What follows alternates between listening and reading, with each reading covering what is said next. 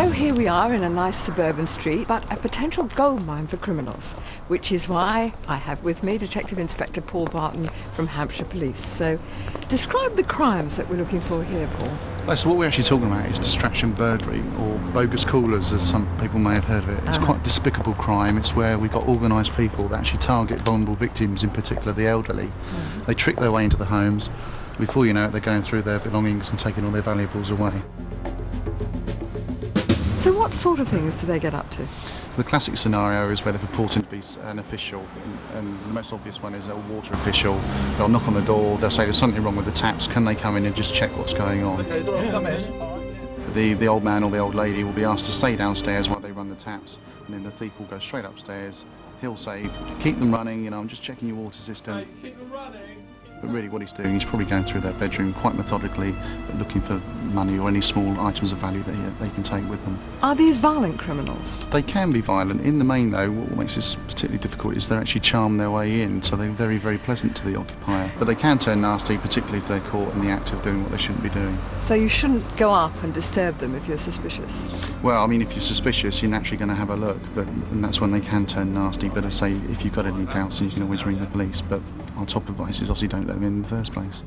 How can you prevent this sort of crime happening? First thing we would suggest is if you've got a chain, then obviously put that on before you even open the door. We don't recommend that you leave a chain on all the time, because obviously for fire safety reasons, but if you've got a chain, put that on and then answer the door so that the would-be thief can't actually force their way in. Ask for IDs? Absolutely. If they're a genuine caller, they should carry identification with them.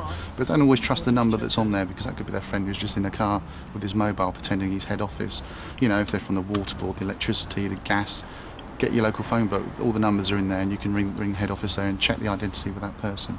Some companies use special codes, don't they? They do. I know the electricity board use passwords, which the actual owner can actually select that password themselves, so they shouldn't cold call, but if they have to, then that person should know what the password is before you can allow them access. There are some genuine callers out there, but what you need to do is you need to make sure that you're safe. We don't want you to be a prisoner in your own home, and you know, you need to prevent these people from coming in, so do all the standard checks. People don't like challenging people, that's the sad thing, but unfortunately this day and age we do have to start challenging people. But you'll find if they're genuine callers, they'll wait and they'll let you do all the checks that you need to do. Even as police officers, we show our warrant cards, and we're not offended when they want to ring the local police station to make sure that we are who we say we are. Hello, sir. I'm from the electricity board, telephone company, gas board. So there are some simple practical steps you can take to prevent the crime. That's right, yeah. What you've got to remember though, these people are very cunning, and they can have all sorts of different disguises. It's not just necessarily going to be someone from the water board or the gas board or something like that.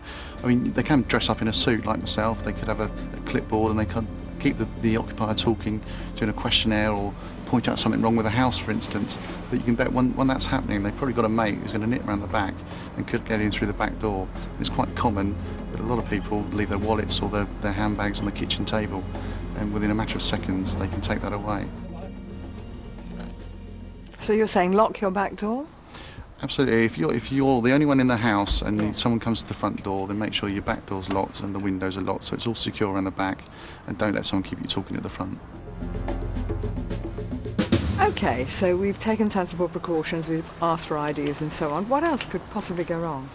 Well, another thing that we get a lot of calls on are rogue tradesmen. They come round, they'll knock on your door, they'll say they're in the area, they've done some work on a neighbour's house, they've noticed your slates are a bit loose, or you need some work done on the eaves of the house. Yes, I know this happens a lot with tarmacking drives and yeah, that's very common. Offering to cut the hedge and so on. All those sort of things, again, because they're targeting the elderly in the main, and a lot of elderly people can't get up ladders and do those sort of jobs that they used to be able to do anyway.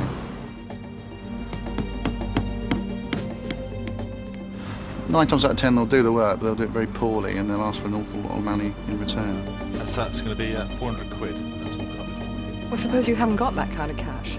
Well, they've actually been known, believe it or not, to actually take you in their car to your cash point machine or to your local bank and wait while you actually draw the money out. So these can be quite bullying and can cost you quite a lot of money. Absolutely, they're very persistent, particularly if you hand over money in one instance, and they'll come back again and again for more until they've probably drained you completely out.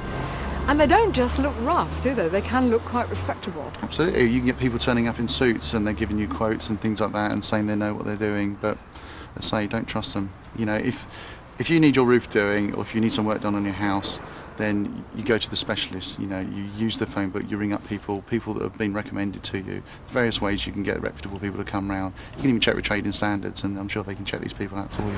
So what would you say the trick is? Well, I think you've got to be sensible. If you want to buy a car, for instance, you go to a garage and buy a car. You certainly wouldn't buy a car from someone who's going to knock on your door, and that goes for the same for anything really. If you're going to part with your money, you know, there's special places where you can go and get the product that you want. If you want to have some work done on your house, for instance, then you're going to get proper quotes from proper builders that have got a good reputation.